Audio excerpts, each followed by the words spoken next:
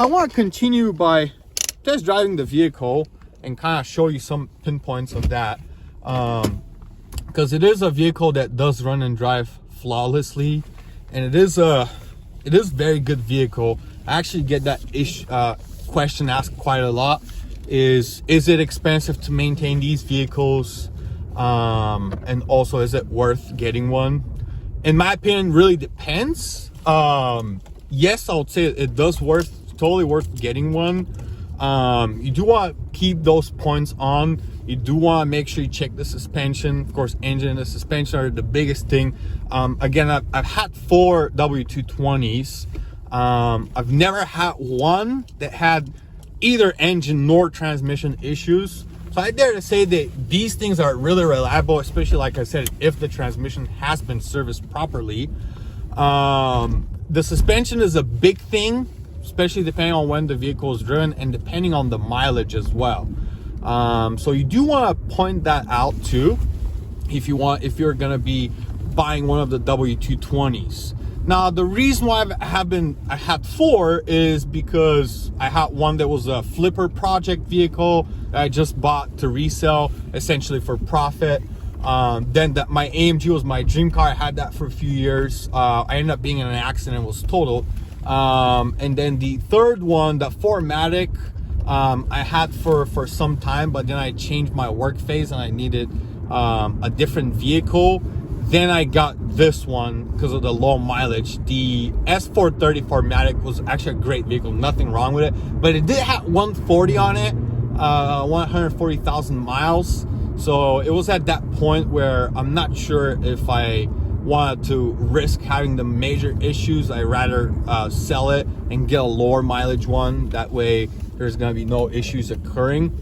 And presently, absolutely everything works on that vehicle except for that CD changer unit, which I did order, as well as, you know, the hood struts, which is absolutely no big deal.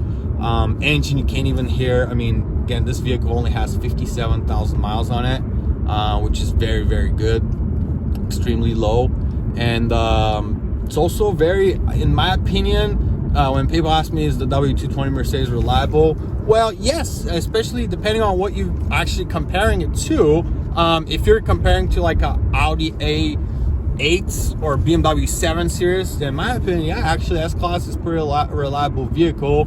Because if you take good care of it, if you find one that has not been trashed, not been, you know, abused or anything like that, I think it's gonna be pretty good, and you will enjoy everything that this vehicle has to offer in terms of comfort, in terms of safety, and in terms of luxury and spaciousness.